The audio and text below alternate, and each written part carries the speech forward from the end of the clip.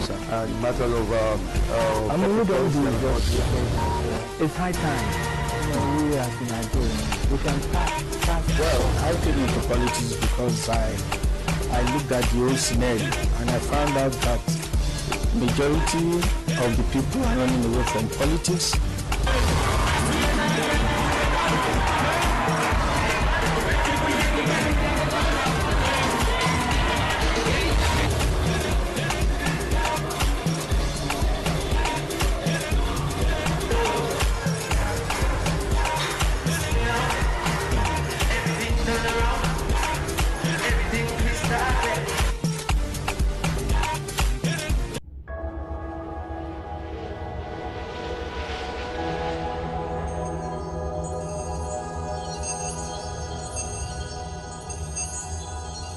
My advice to President Muhammad Buhari, I think we need to change our security in Nigeria. The security in Nigeria is not well organized. Like my advice to this headman killing happening all around. It has been there for a very long time. So the president should at least know that the Nigerian security, they are not doing their jobs. If they are doing their jobs, all this killing here and there would have stopped by now. So I think all the states in Nigeria need to have their own police force, as in every state in Nigeria. Like if you go to foreign countries like America, Canada, they have securities in different places, like the sheriffs. They have like the US, they have the LAPD, the NYPD. They have the Los Angeles Police District, like that. So Nigeria, we should have different, not a certain group of policemen all around, like wearing the same uniform. They are not doing their jobs and all that. So I think the president just needs to look into this. And the solution to the problems that are having in Nigeria is not for the president to resign. The president can't just say, okay, the president should resign, fine. They're asking everybody to get their PVC, get your PVC, so we can go in and maybe vote in another president or vote out the president. That's not the main issue. Who are we going to vote for? The issue we are supposed to look into is how we all are going to join our hands to solve the problems of Nigerians, to solve the killing. I don't think this has to do with religious. People classify this as religious or not religious. I don't think it's because if it's religious killing, that means the Muslims in Lagos, Nigeria, and the Christians in Lagos, Nigeria would also be killing themselves. So I believe this is a kind of ethnic killing, and it has to do with cultural belief and all that. So the thing that the president should do now, I think the security that we have in Nigeria is not well organized. So he should try and look into the security aspect and try to reform the Nigerian security. That's just what I think the president should do. The solution to the killing in the northeast and north central, I think the government are working toward it now. It's a good solution by providing the range they're proposing now. At least if all state governments in the north provide the land for the federal government to have a ranch where those people will bring their animals together and breed them up there, I think it's a good idea.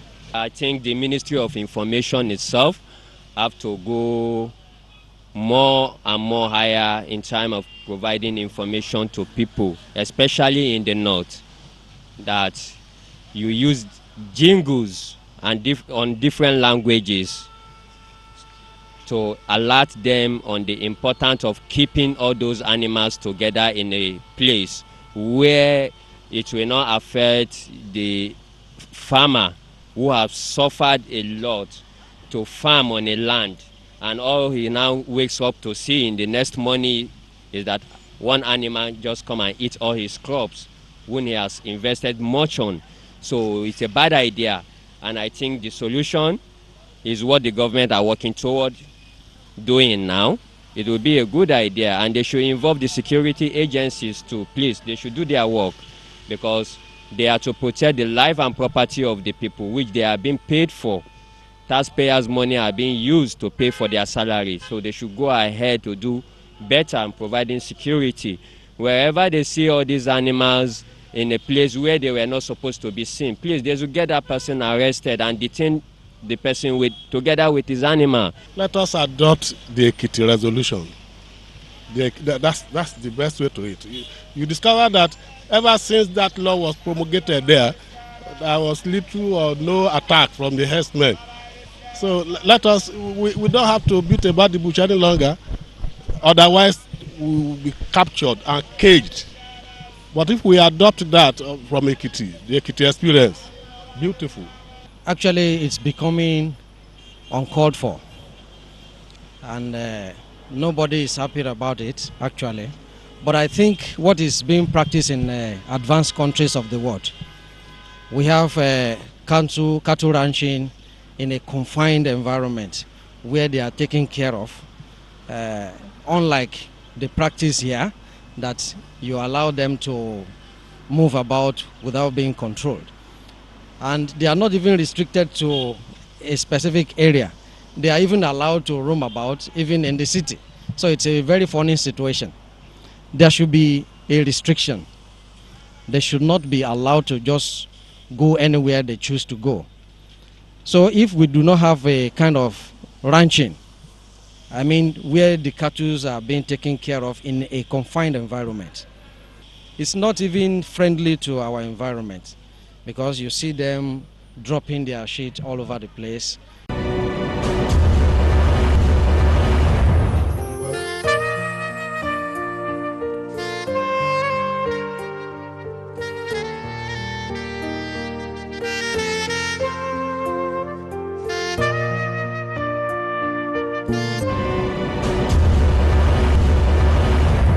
Mr. Bode Adediji, it's nice to have you on set today. Thank you. You're welcome here. Yeah, it's a special program we're doing for achievers in all industries in Nigeria, and you happen to be one of them that has been chosen. Thank you so much. I was the president of my institution for a period of about 3 years. 1 year as first vice president, then 2 years as the president. My own presidency was a child of necessity, if I may put that way. The entire professional body in that period of time was actually going down, degenerating, decelerating, and even for the public to see. What we needed then was a leader who can galvanize the human spirit, the intellectual resources, and a wide range of experiences across the board to bring us into a mainstream professional body in Nigeria. A situation where all our core areas of competencies were being bastardized cannot be sustained. In the area of property development, in the area of investment analysis, valuation, estate management, consultancy services, everything just went down, apart from the practice of just either buying or selling or letting, which indeed we are still part of our core competencies, but largely being bastardized as if we were quacks. But thank God we all woke up and were able to embark on a comprehensive reform, starting with identifying that without a developed mind, there can never be a developed profession. Without a developed body of professional men and women, there can never be a developed country. And I still stand by that. A situation where government makes pronouncement and policy which were out of tune with what are achievable, practical, and beneficial. This went on for a long time. That is, you have somewhere a lacuna. What the government was trying to say were quite totally far away from what people can see. So we achieved that.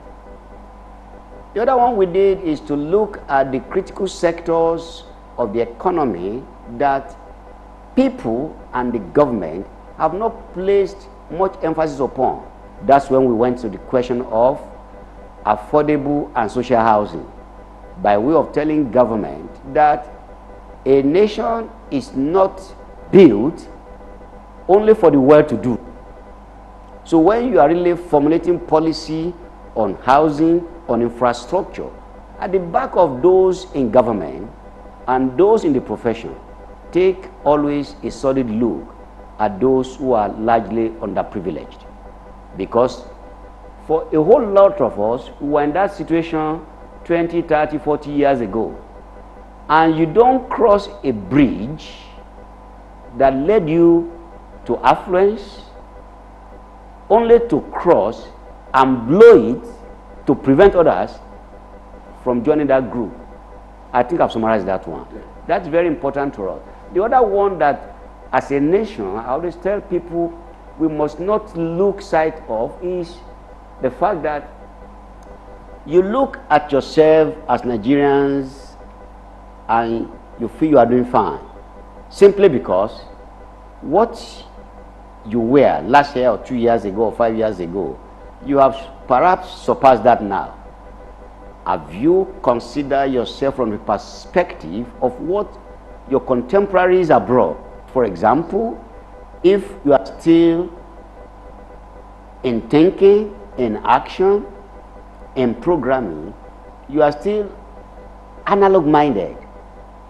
When all your colleagues and other nations abroad, either in the area of football, engineering, teaching, medicine, have gone digital, then whatever progress you think you are making here is inconsequential, because as the work keep on moving on, you are just literally stagnating where your grandfather were 100 years ago. That is key to us. That is, every aspiring professional in Nigeria, either in the areas of medicine, architecture, engineering, surveying, law, must be able to put himself or herself in the pedestal that other people all over the world, particularly in the first-class world, have put themselves. That we're able to achieve in terms of how do you do that? Through knowledge, through exposure, through traveling, through team spirit. That was achieved. Quite an impressive achievement that you made while you were there. But at the end of the day, we still know that there has been a lot of housing deficit in Nigeria. If you look at the population of over 180 million people, and we're still where we are, that means there's a problem. Of course, the housing minister has come out to say that there is no way government can provide total housing for all the people. Whilst you sit as the president, what kind of collaboration do you have with the government, or kind of advisory level that you gave to whoever was on the seat there? Well, thank you so much. As a president then, together with all my colleagues in the cabinet, in our own profession, we did all we could to let the government know what they ought to do to actually solve the housing problem in this country. But the conclusion you find, if you are independent-minded, as I always said jokingly, it's a lot easier now for a guy to get a job, for a young man to get a wife, for a young lady to get a husband, than to have a decent house on their head. Difficult. For you as a nation to solve housing problem, you cannot really address it from the conventional perspective. This is how housing problem is being solved in America. Import it, hook, line, sinker. Hook, line, and sinker. It doesn't work. But we see a lot of private people going to property investments. Where I'm going about that is that for any government to solve Nigerian housing problem, you must look at the problem and the efforts being made holistically. All Nigerian regime, from one regime to another, do it through the approach of cherry picking. What are the examples? Unless you have the Land Use Act completely overhauled, you cannot solve the problem of access to land. Land Use Act has empowered all governors to use land as a means of making money, either through taxation or through influence peddling. But if you liberalize it, people will take a look at land owning system and begin to look at the opportunities inherent in that new system for empowerment, for productive engagement, and for competition. Once these things are fundamentally lacking in any decree or in any act of parliament you have, it's self-defeating.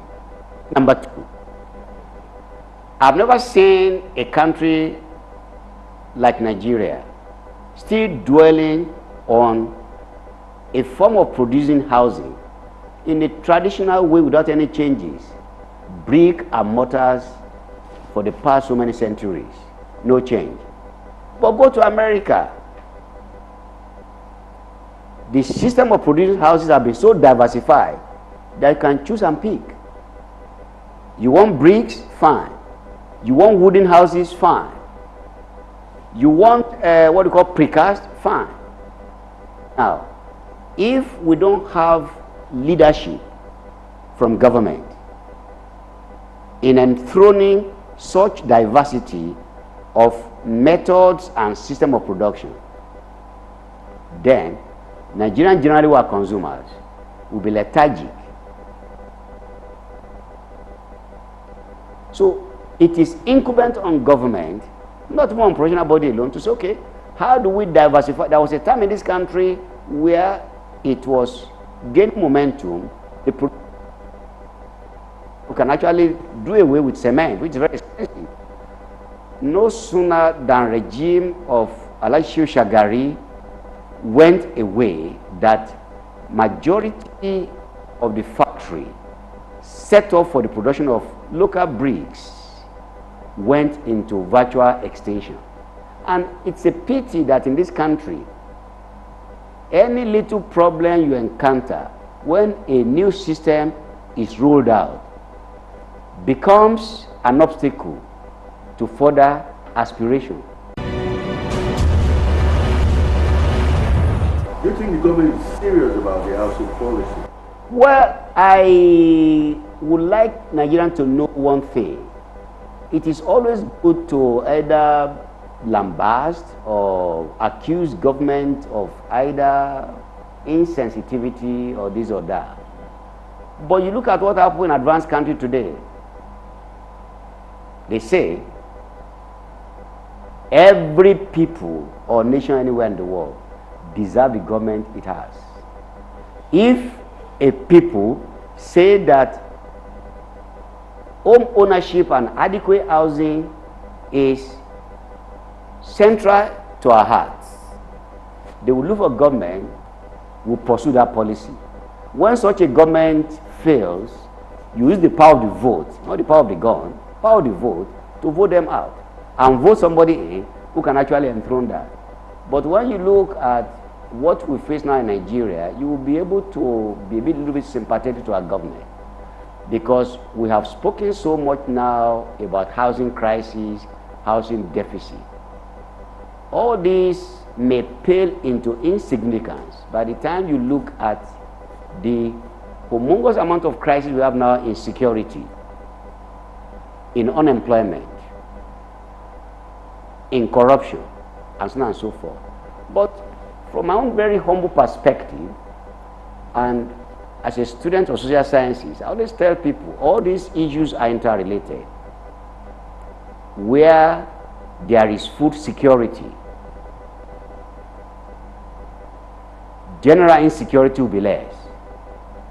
Where there is access to decent homes, prevalence of miscreants, hoodlums will be less. So the verse is true. Where you neglect issues like employment, food, housing, infrastructure. The advanced countries of the world. Thank you. You get your mortgage with very low interest rates. That's right. In Nigeria is another ballgame. People, even if they access the mortgage, the interest on the mortgage, it's alarming, and this has, rendered a lot of people hopeless. In terms of accessing mortgage.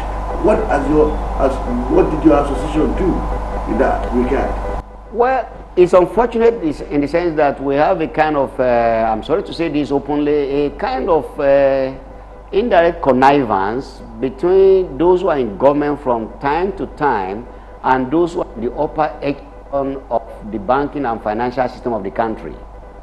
Anytime you levy allegations that the cost of borrowing is high, not only that, and the tenure over which the lending takes place is too short, they reply you by saying, our source of fund is short term, and so we are prevented from lending long term.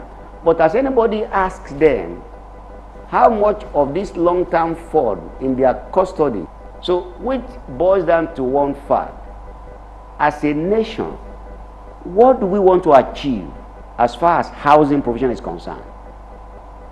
Mobilize people for massive saving. When people allege that a nation's workforce that is underpaid cannot be compelled to go into a saving culture, I always say I beg to disagree. This is the only nation where an average person is not interested in personal saving, but at every occasion of either burial, wedding, birthday, we buy what we call this uniform for celebration, ashwebi. So how do you reconcile that inconsistency? Everything that happens in Nigeria, either in terms of good things and bad things, they are embedded in our culture, in our system of governance, in our religious attitude to life, and so on and so forth, whatever that may mean. So unless we look at ourselves from a credible contemporary practices that are lauded everywhere, that decency is a universal virtue. That's a fact. Self-dignity is a universal virtue. A guy who sleeps under the bridge all the time has no respect for the life and dignity of you guys living in a mansion or in expensive cars. That is the truth. But if you take a look at life from the barest minimum that no person must fall, then you begin to see quantum progress in all facets of life. So what we have said about this is just simple. Unless you have a government who can actually lap onto some core values, core system, core program, and with specific frame for achievement, Nigeria will just be from one elemental quote-unquote success that people clap for, and the following day, or let us put it this way, one step forward and 3 steps backward. I think this issue of housing collapse in Nigeria, to me, has been very overflowed. And if I want to let people know, it's simply this. Since the rampancy of this incident in the last maybe 20 years, how many people have gone to jail on account of it? How many government departments and officials have been either directly or indirectly held responsible? And let us be frank, it is always the most sorrowful incident that can happen in any nation where a two-story building collapsed.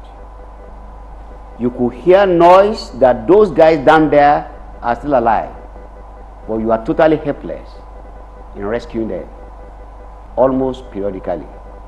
It is incumbent on government to actually roll out things that will make sure that in the short term, such incidents are reduced.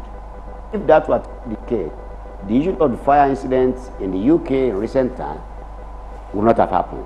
The issue of collapsed buildings in places like Indonesia and some parts of America would not have happened. But what we are saying is that we need to look at our housing delivery system holistically, ensure that government collaborate with private sector in ensuring that even if ours is going to collapse, once the signal is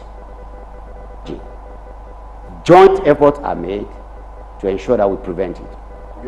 And have you been to even the Lekki side where you have the EPZ zone and see the beauty of private sector initiatives? And that is what all of us should be able to tell the entire world, that even when they look at Nigeria as a no-use country, by the time you begin to take a critical look at the segment of this society, you will know that where you think there is no discovery and revolution, truly progress, discovery and revolution exist there. Take a look at Lagos State government. If you look at the impact of the private sector effort in the economy of Lagos State government alone, that should have been sufficient for the federal government to say, yes, we are going to drive the entire national economy through the private sector initiatives in all sectors. Thank you so much. The only thing we can do is not to reinvent the wheel. At the stage of development we have now, it still has to be based on joint initiative between private sector and public sector. Number two, intervention of government in social housing is crucial. It is not a sector where you have to say, I'm leaving the supply squarely on the forces of supply and demand, because where unemployment is in its ascendancy, where even how to feed becomes problematic, you cannot expect tangible resources from the underprivileged to be able to attain any form of decent housing. That is where the government intervention comes in. And I think anywhere in the world today, you see such element. And the other one not even looked into, which I keep on telling people, is that I have never come across any regime in this country in the last 30 years that can be associated with revolutionary thinking and action when it comes to housing delivery system. It is like we are already embedded in the modem of one size fits all. If in the village, all we are going to patronize are red bricks, there are local industry and expertise that can produce bond bricks. But have we gone to that? The answer is, even in Lagos metropolis, if a section that we know we have to assist must actually depend on house structures made of, since we have forestry in large supply, why can't we? But before you can go into that, forget that the technical expertise required must first and foremost be developed. Thank you so much. I have to be blunt to you that I've always been an apostle of a system whereby, even though we have a whole lot of experience abroad, please keep them informed of what happens in your country. The only statistics that we're always bombarded with from time to time is that last year, total fund repatriated by Nigerians in diaspora amounted to 25 billion US dollars. I've never seen a corresponding statistics to say Nigerian government at the federal level, at the state level, have made available land for housing for majority of Nigerians living abroad, that even if they are not ready and willing to come now, can still retain the same plot of land for whenever they are ready. So we have a system that encourages taking without acknowledging the necessity to do what? To give. And you must start that kind of project from a robust platform of mutual engagement. For instance, we know the period of time when most Nigerians in diaspora come to this country. Do we have any federal government promoted housing fair which is meant to actually open the eyes and minds of these people coming in to the opportunities available in their country? Because it is not that maybe a government is going into a kind of probably a legacy of charity giving. No. Real estate and housing, they are a robust form of investment. So if the capacity of your people within Nigeria cannot actually capture all these investment opportunities, then there must be an arm of government that will squarely focus on enticing people in diaspora to come as of necessity invest in their country. That is where today you go to Israel, every sector has a Jewish in diaspora participating. And if you think that's an advanced country, you go to Rwanda, it takes you less than 1 hour to go to the Ministry of Information, who will willingly tell you what are the emerging opportunities and what are your own personal tastes, preferences, and capacity, so that it can assist you in making up your mind as to what to do. Thank you very much. I think since I left the university in 1979, I've been through all sorts and shape of regime. Each of the regime has its own strengths and weaknesses, its own successes and failures. The first thing I would say is that as a private sector person, most of us in that sector, or a large number of us, understood the challenge that any new regime change would face in Nigeria, and this particular government too face the same challenge. But yes, that's what I'm saying.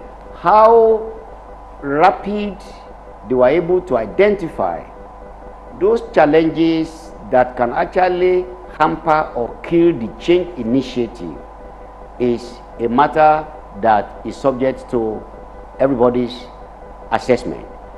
As far as letting people know that there are certain things that a nation cannot continue doing, and which this government has actually placed on the open space, either for debate or for action, as follows. A nation that does not see anything bad in corruption, quote me anywhere in the world, has no place in the committee of civilized nations anywhere in the world. That's the truth. People might say there is corruption in Britain, corruption in America, but I cannot see anybody in America who goes corrupt and get caught and then get set free. It's not possible, whether they are within your political party or opponent party. The system is there, which is self-regulating. Two is the fact that a nation that depends on a mono economy, and I want you to, this aspect of the interview is very key to me, from one regime to another. I've never seen, since I left school in my own case, where a particular regime will not promise that we are going to diversify the economy. Series of military regime came on the promise and pretext and canvassing and sloganeering of economic diversification. Not a single one of them achieved a dime. I've seen civilian regimes since 1999 or thereabout canvassing about diversification of the economy. But to a large extent, all of them still depend on the oil sector until this issue of global slump in the health sector stared us in the face. So it's not so much of what this government talk about. People must be able to assess them on the proportion of the action they are taking. The other one that I know that normally underline most of their policy and things like is short-termism. Oh, we are going to do this thing and bring in one or two things tokenish and people clap for them. A nation like Nigeria, if you want a sector to develop, it's not something you can accomplish overnight, but every single day you must take a step. That's number two, that unless you actually diversify your economy, fundamentally speaking, a situation where the oil prices goes up and everybody now believe that local rice is not edible or palacious. Every home must have Thailand rice. Whether it's our culture or our religion that causes that, they are simple matter enough that any regime, sensible and patriotic enough, can crush. That's a fact. The other one you have to know, which people don't understand really well, is this. I've never seen any government in the last 20 years or so that has ever dwelled on Nigeria's traditional virtues and values.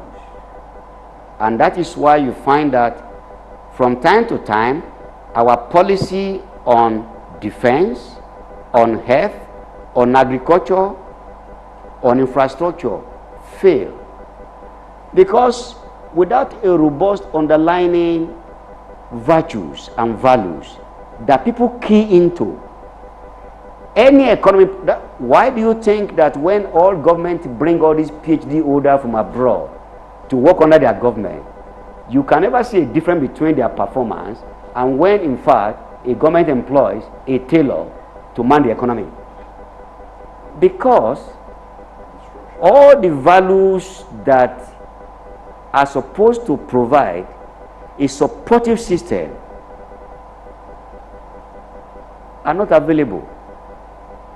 If you don't have a culture of hard work, whether it is being caused by culture or religion, you cannot prosper. If you don't have a culture of honesty and integrity, you cannot attract investment from foreign land. You only attract those kind of people over there that they are handbag, what do you call them, hand luggage, businessmen and women who are here just to stay for a few months and rip you off. But where foreign investors know that I trust that country, they are willing to partner with you in any sector, whether it's for long-term businesses, short-term businesses, or medium-term businesses. The other one I want to know, I won't stop. The other one you have to bear in mind, apart from that, is the fact that there is what China has proved to the world. Unless a nation seeks self-sustenance in fundamental sectors like agriculture, infrastructure, there is no economic policy you want to roll out that's going to be sustainable. And lastly, take a look at your democracy in all its ramifications. If you want to dance to the tune of the Western world that you are operating popular democracy, one man, one vote, and almost 40% of your national resources is being spent year in, year out on the army of men and women you have in the National Assembly, in the Executive Council, then you have little or no change left to roll out those programs that are going to sustain your future generations. So those are the 4 things I've told you concerning how to assess either it's Buhari government or any other government coming in, that unless you identify the fundamental flaws in your country and you are willing even to sacrifice your life to ensure that these are reversed, you are not going to make any progress. I don't want to sound religious, but my family has a mantra. In all things we do, put God first, because without God, nothing is possible. Number 2, it may be difficult, but in all things you do, show love to your family, to your neighbors, to your friend, and to your country. Because when they carry all this news that people steal billions from their country, the common thread among all these things is lack of fear of God and lack of love for fellow human beings and your country. You cannot be perfect, but for as long as you do all these things, no matter the struggle you are going through, prosperity, happiness, and joy will abide with you. Thank you. It's a pleasure. I'm very proud of your Ben television in the UK, and do not lose hope in Nigeria. What we are passing through now, there are temporary challenges, and when we overcome them, all our fellow men and women abroad will be proud of us. A pleasure. Very consistent and matter of I mean, we don't do just it's high time. We as Nigerians, we can start. Well, I came into politics because I looked at the whole scenario and I found out that majority of the people are running away from politics.